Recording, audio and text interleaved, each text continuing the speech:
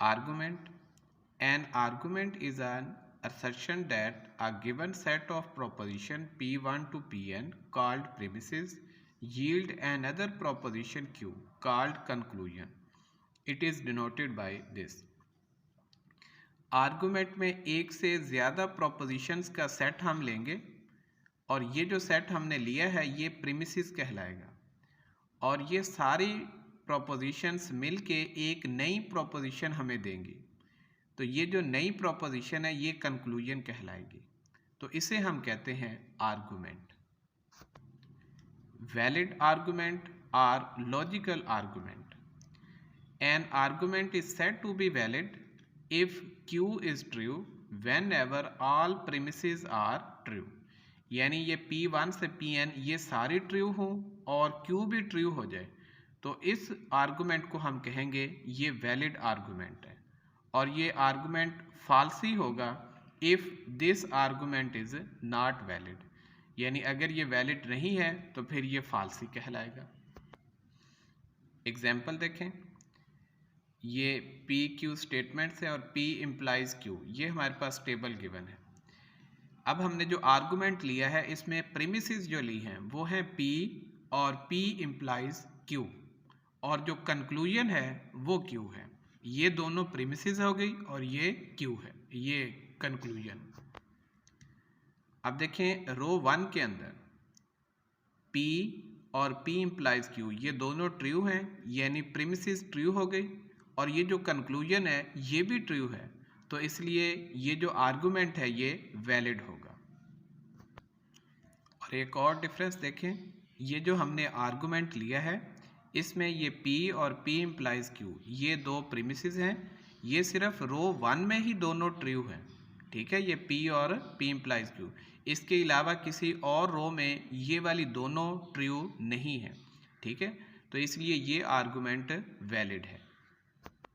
इस एग्जाम्पल में देखें, इसमें हमने जो प्रीमिसेस ली हैं वो P इम्प्लाइज Q और Q ली है और ये जो P है ये हमारे पास अब कंक्लूजन है।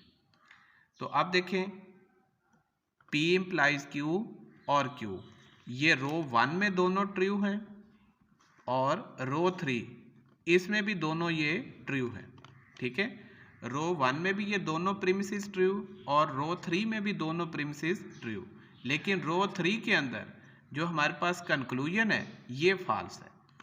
तो इस वजह से ये जो आर्गूमेंट है ये नॉट वैलिड होगा, ठीक है, यानी ये फॉल्स ही आर्गूमेंट है। रो 1 के अंदर तो ये दोनों ट्रू हैं तो आर्गूमेंट भी ये कंक्लूजन भी ट्रू है, लेकिन रो 3 के अंदर प्रीमिसेस दोनों ट्रू हैं लेकिन जो कंक्लूजन है हमारे पास ये फॉल्स है, तो इसलिए ये आर्गूमेंट फॉल्स ही कहलाएगा। नेक्स्ट है fundamental law of syllogism. Statement है इसकी, if P implies Q and Q implies R then P implies R।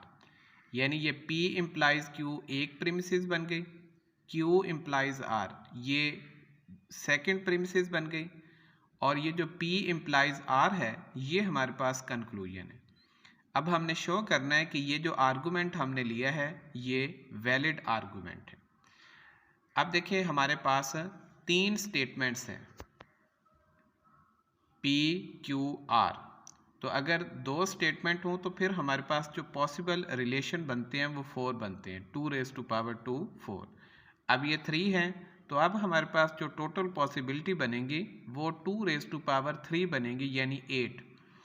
तो इनको लिखने का तरीका देखें, ये फर्स्ट P के लिए हम ये पहले 4T लिखेंगे फिर 4F लिखेंगे, Q के लिए 2T 2F 2T 2F और फिर R के लिए TF TF TF TF, इस तरीके से हम इसको लिखेंगे। अब देखें हमने ये शो करना है P implies Q Q implies R, ये प्रीमिसेस हैं और ये हमारे पास कंक्लूजन है। तो पहले हमने P इम्प्लाइज Q फाइंड किया, तो देखें P इम्प्लाइज Q में अगर P ट्रू हो और Q फॉल्स हो तो उस सूरत में आंसर फॉल्स आएगा वरना ट्रू आता है। तो आप देखें यहाँ पे P ट्रू है और Q फॉल्स है तो ये फॉल्स आ गया।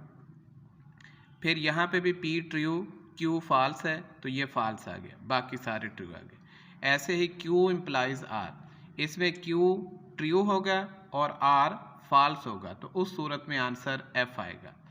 अब देखें ये Q ट्रू है और R फॉल्स है तो ये F आ गया।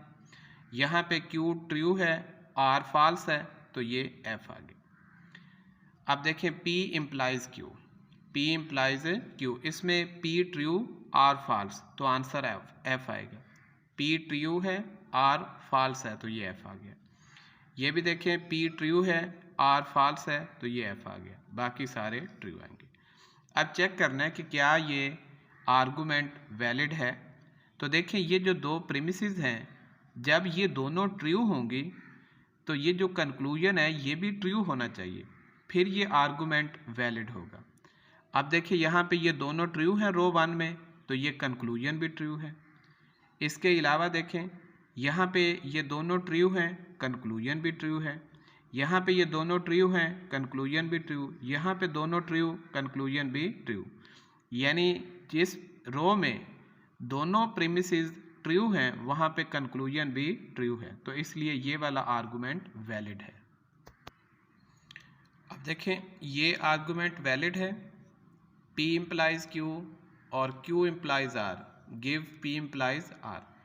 इसको हम ऐसे भी लिख सकते हैं, P implies Q and Q implies R implies P implies R। तो अब ये जो गिवन स्टेटमेंट है ये वाली, अगर तो ये टोटोलॉजी प्रूव हो जाए तो फिर ये जो आर्गूमेंट है ये वैलिड प्रूव हो जाएगा। आप फिर से देखें ये टेबल बना है, ये P Q R है, पहले हम P इम्प्लाइज Q फाइंड करेंगे, फिर Q इम्प्लाइज R, फिर इन दोनों का एंड, फिर P इम्प्लाइज R और फिर ये P implies Q and Q implies R implies P implies R, ये हमने इन दोनों का इम्प्लाइज फाइंड करना है। तो देखें ये सारे आंसर ट्रू हैं, तो ये हर पॉसिबल वैल्यू के लिए ट्रू हो गई। ये जो स्टेटमेंट है ये टोटोलॉजी हो गई, तो इसलिए ये जो आर्गूमेंट है ये वैलिड होगा। नेक्स्ट एग्जांपल है S1 if a man is bachelor he is unhappy. S2 है if a man is unhappy he dies young. S है बैचलर डाइज यंग। अब देखिए यहाँ पे S1 और S2 ये दो प्रीमिसेस हैं, यानी ये S1 और S2, और जो कंक्लूजन है ये S है। अब इसमें देखिए जो P स्टेटमेंट होगी वो क्या है कि मैन इज बैचलर, और Q क्या होगी, मैन इज अनहैप्पी, और R क्या है, मैन डाइज यंग। ये हमने P Q R तीन स्टेटमेंट ले ली। अब हमने जो आर्गूमेंट बनाया है वो ये है, P implies Q, Q implies R, yield P implies R। ठीक है, यानी ये दो प्रीमिसेस होंगी और ये हमारे पास कंक्लूजन है। या इसको हम ऐसे भी लिख सकते हैं कि P implies Q and Q implies R implies P implies R is a tautology. यानी या तो इसे हम वैलिड प्रूव कर दें या इस स्टेटमेंट को टोटोलॉजी प्रूव कर दें, तो हमारी ये एग्जांपल सॉल्व हो जाएगी। तो देखें ये P Q R, P implies Q, Q implies R, P implies Q, ये हमने ट्रुथ टेबल बनाया। अब देखिए ये दोनों प्रीमिसेस हैं और ये कंक्लूजन है, तो देखें ये दोनों ट्रू हैं तो कंक्लूजन भी ट्रू है। ये दोनों प्रीमिसेस ट्रू, कंक्लूजन भी ट्रू, दोनों ट्रू, ये भी ट्रू, ये दोनों प्रीमिसेस ट्रू, कंक्लूजन भी true. As clear from the table, if P implies Q, Q implies R are true, then P implies R is also true, so the given argument is valid. Next example है S1 if BS mathematics student does not give test regularly, she remains very happy. S2 if a student remain very happy, she eventually fail.